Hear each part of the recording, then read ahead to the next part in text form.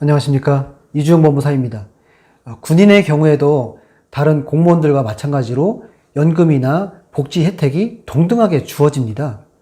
따라서 직업군인도 안정적인 직업으로 분류되는 것이 일반적인 현상이죠. 그런데 안정적인 직장이라고 하더라도 부채가 많은 경우에는 개인 회생을 진행하게 되는 경우가 있는데요. 이번 시간에는 군인의 개인 회생 자격과 또 개인 회생을 진행하는 경우에는 불이익이 발생하는 것인지 여부에 대해서 자세하게 알아보겠습니다.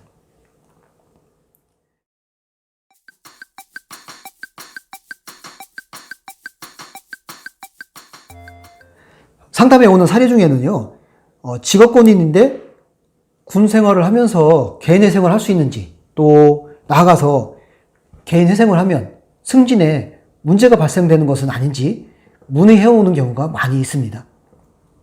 우선 직업군인의 개인 회생 자격 조건은 무엇일까요? 개인 회생을 상담해오는 군인 중에 급여에 비해서 부양가족이 많거나 또 가족 중에 아픈 사람이 있어서 병원비가 많이 들어가게 되면서 부채가 늘어난 경우에 신청을 문의해오는 경우가 많이 있는데요. 그렇지 않고 도박을 한 경우에도 신청을 문의해서 절차를 진행하는 사례도 상당히 있습니다. 첫 번째 질문인데요. 군인은 개인 회생이 가능할까요? 라고 문의해오는 경우가 많이 있습니다. 결론적으로 군인도 개인 회생이 가능합니다. 군인의 개인 회생 신청 자격 조건은 무엇일까요? 군인이 개인 회생을 하기 위해서는 다른 사례와 마찬가지로 계속적인 소득이 있어야 됩니다. 직업군인은 매월 소득이 안정적으로 발생하기 때문에 신청 자격이 되는 것은 큰 문제가 되지는 않습니다. 다만 소득에 비해서 변제해야 될 부채가 많은 경우 문제가 되는데, 실제로 부양가족이 많으면서 최저 생계비를 어떻게 적용하고 또 변제금을 얼마로 해야 될지가 가장 중요한 관심사 중에 하나입니다. 변제금과 관련해서는 이를 어떻게 정하느냐, 각 사안에 따라서 상이한 부분이 있기 때문에 법률 지식이 많은 법무사와 법무사의 도움을 통해서 절차 진행을 하는 것이 현명한 방법입니다.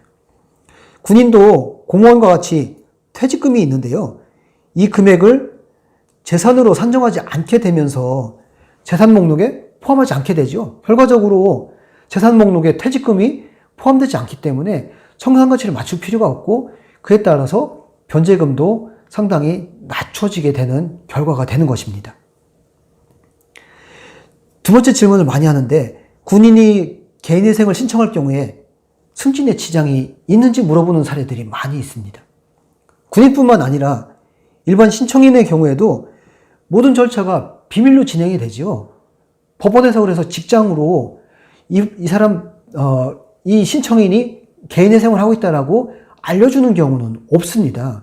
그렇기 때문에 이렇게 통보를 하는 것이 아니기 때문에 개인 회생을 기관에서 하는 경우는 거의 없고, 따라서 승진에 지장이 없고 모든 사안에 대해서 불이익을 받지 않으니까 이 부분은 안심하셔도 됩니다.